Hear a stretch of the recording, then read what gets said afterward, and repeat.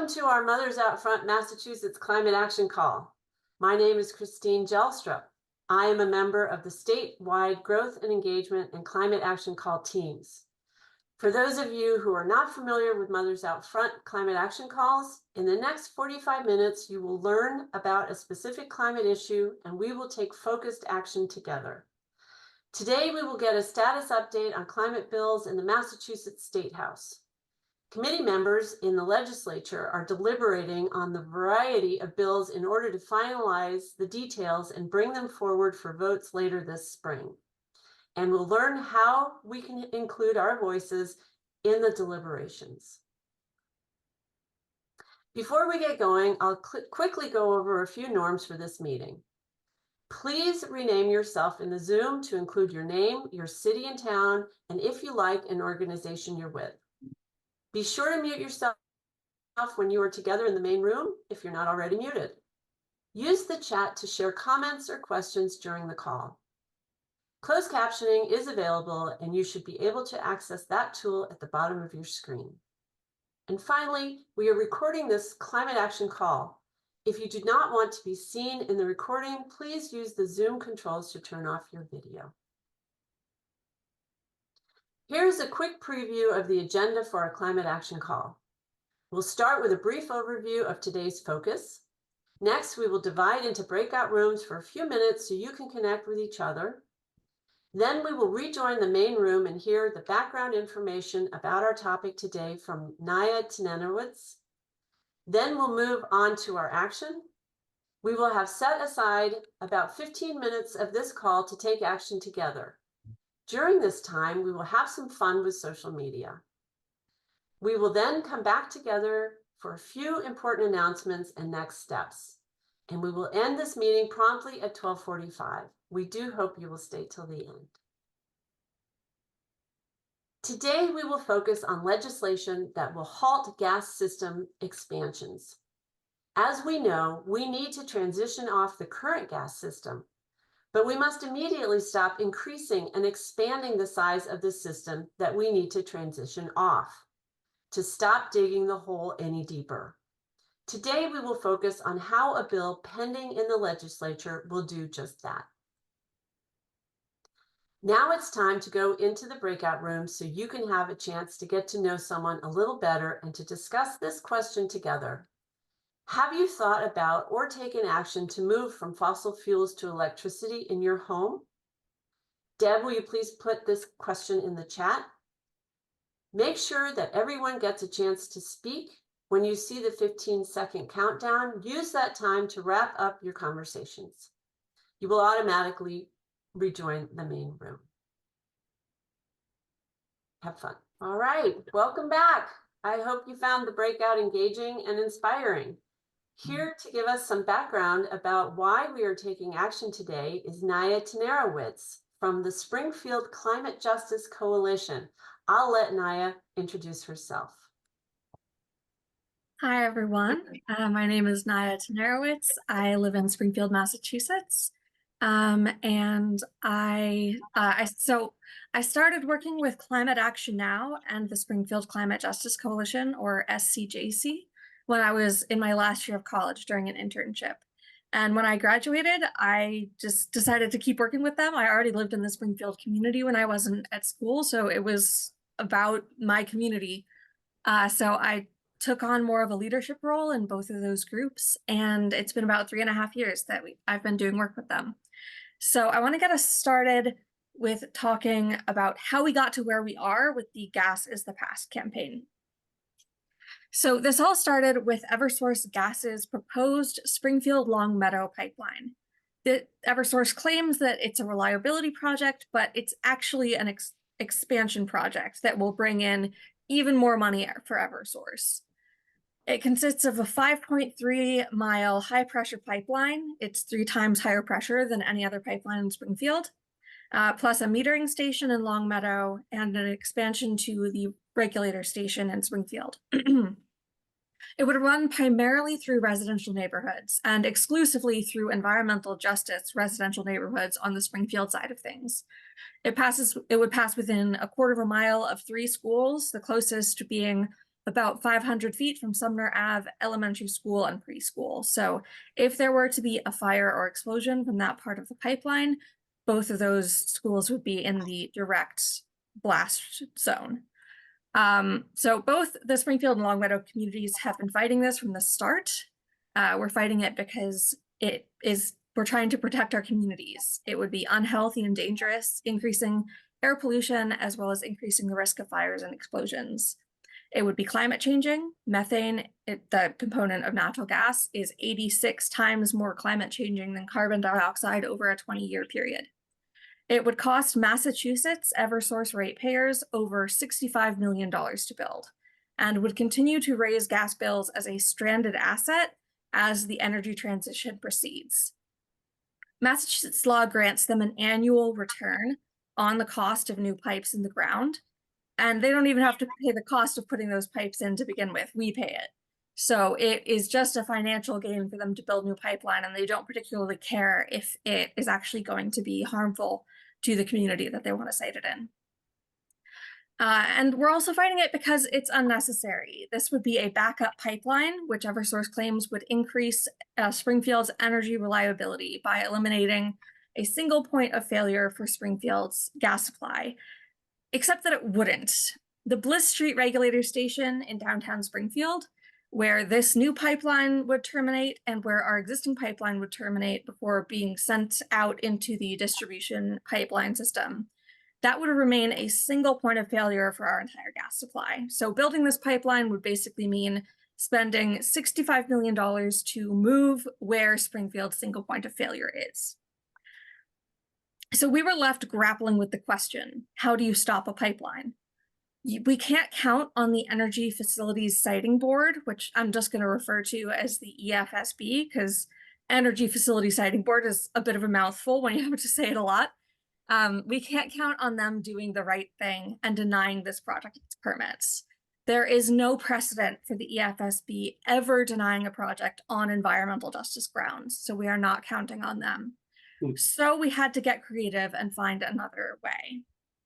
And we came up with the idea of campaigning for a statewide halt to all gas system expansions, which would also help the state reach our Climate Roadmap Act's emissions reduction goals. So we started a campaign for Governor Healy to use an executive order, but we ended up sparking a legislative campaign to do the same thing. And that became a Mass Power Forward priority bill, and we now believe that it's our best chance to make this happen. So it grew from this small local effort to something that is so much bigger and could make changes on a much bigger scale. So our bill needs to stop two types of gas system expansions that we're seeing in Massachusetts. One is expansions to existing gas systems in gas utilities territories. So that's like the Springfield pipeline. The other is gas utilities expanding into areas that they previously did not serve. So that's like NSTAR expanding into the town of Douglas in 2022. So, and I want to talk about the 2080 proceeding because we were able to make the language of our bill even stronger after the DPU's 2080 order was released. So I'm going to explain that a little bit. The 2080 proceeding was initiated by Maura Healey when she was Attorney General to determine the role of gas utilities in the energy transition. The DPU under Governor Baker handed this proceeding right on over to the gas utilities, who wrote a plan for how the gas utilities could remain dominant through the energy transition. That report, called The Future of Gas, was rejected and the DPU had to start over. Under Governor Healy, the DPU issued a very different order in December of 2023. Rather than the future of gas, this report was about a future beyond gas. There's a lot of really great stuff in there, but it didn't go quite far enough to stop all gas system expansions. When the 2080 order came out, we were all encouraged. However, we saw that in the report, they say they can only discourage further expansion of the gas distribution system, and that legislative action may be required for the department to truly implement plans to get us to the Commonwealth's net zero targets. But the good news is that we already had a bill to take that legislative action. So we actually used this as a chance to strengthen the language of our bill. So here's what the bill actually does. It prohibits the EFSB from approving or granting certificates to new gas facilities. It prohibits the EFSB from approving or granting certificates for expansions to existing gas facilities unless necessary for public safety. So these two sections would stop projects like the Eversource pipeline. It removes the DPU's power to approve expansion beyond towns named in the gas utilities agreements of association or charter. So basically what they're allowed to do and where they're allowed to operate.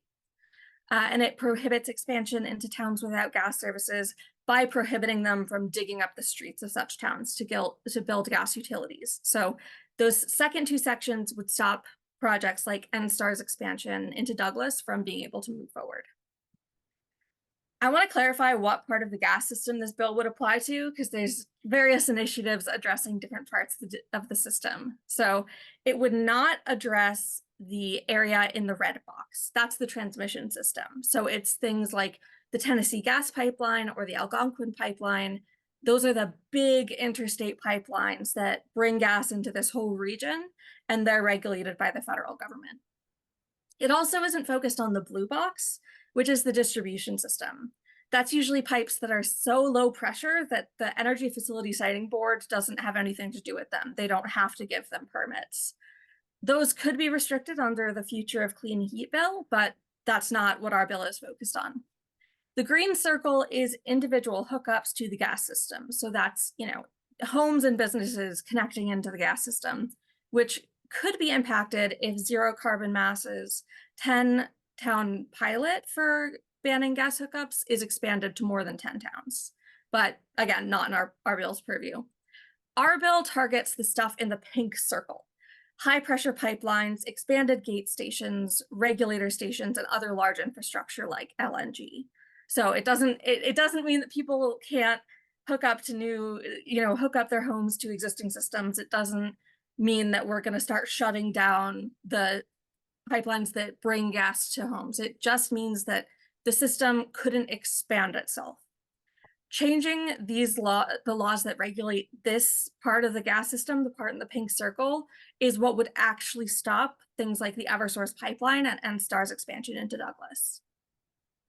So what does this bill actually boil down to? Ultimately, it's pretty simple, and that is one of this bill's strengths. It would stop gas utilities from expanding into new territories, and it would prevent projects that expand our existing gas systems from being approved. What it does here is something that no other bill in the House or Senate is doing. If this doesn't make it through this session, we will not be able to stop gas system expansions for, at minimum, another 2 years till the end of the next legislative session. The Eversource pipeline may be approved in that time, and if the Eversource pipeline makes it through, we anticipate that other gas utilities will follow suit with similar projects, justified by the false narrative of reliability and in seeking higher profits. So what's the current status for this bill? It was favorably reported out on the Senate side. Unfortunately, it was sent to study by the House, so it's down on the House side. We are focusing on the Senate. We need to get the bill through this session, and we have to get it into the Senate's omnibus climate bill. So that's what today's action is focused on. And for that, I'll pass it over to Andra. Thank you, Naya, for your wonderfully clear and motivating presentation. We're joining the Mass Power Forward selfie petition with our action today. This action will reach legislators through social media or email. Social media is still a good way to show legislators that there's a lot of support for an idea. All of the instructions that I'm about to tell you are in the action toolkit that you'll see shortly. You'll print out a ready-made sign or make your own sign with "Put gas in the past" on it and take a selfie with that. If you make your own, use a thick, dark marker. It doesn't have to be beautiful, just readable in the photo. Then there's 3 ways to share your selfie. You can do 1, 2, or all 3. First, you can email it to us and we'll post it for you if you don't have social media, if you don't use social media anymore. In the subject line, if you email it, please include your name, town, and the names of your legislators so we can tag them. And our social media diva, Jen Doyle, will be posting anything sent to us. Second, you can also email your legislators directly. Third, you can post your selfie on social media yourself using the suggestions that are in the toolkit. So Deb, can you put the link to our toolkit in the chat?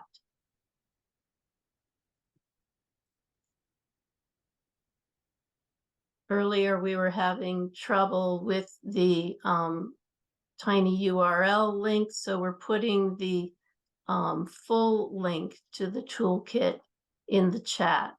And hopefully tiny URL will get back up and be working when we send out the information at the end of the day, when we send this information to you again. So we're all going to be quiet for the next few minutes so we can take this action together. If you have any questions, drop them in the chat. We'll also have breakout rooms available if you're having technical issues. So Deb, can you put the link to the toolkit in the chat again? And we'll see you back here at 12:40 for finishing up. Hey, well, that was fun, didn't you think? Or is it too challenging? I thought it was fun. I love getting together on these calls. Having so many people send a similar message to our legislators can really have an impact on what they do. Knowing that so many of us care enough to take action makes an impression on them, and they have told us that many times. Every month, we build our movement a little bigger and a little stronger. We raise our voices a little louder, and a few more decision makers take notice. That is the power of this movement. Later today, you will receive a follow-up email. It will have the toolkit we shared today, these slides, and a recording of this call. We encourage you to forward that email to your networks. Please tell your friends and neighbors about what you learned today. Mothers Out Front hosts a welcome call the second Friday of every month at noon. If you have asked yourself, what more could I be doing to stop climate change? Then you should join us on this call. We will work to help you identify the U-shaped hole in this movement. We want to help you find ways you can use your unique talents, skills, and experiences to build a stronger, more effective, more inclusive movement for change. We have one coming up this Friday, May 10th at noon. So join us and bring a friend. And finally, we want this climate action call to be on your calendar every month. Deb will drop this final link into the chat.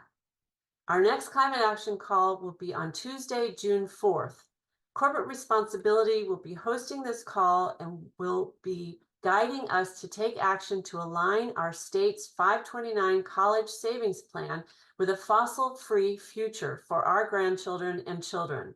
You won't want to miss it. Many thanks to all of you for joining on this call today. Have a fabulous day and enjoy the weather.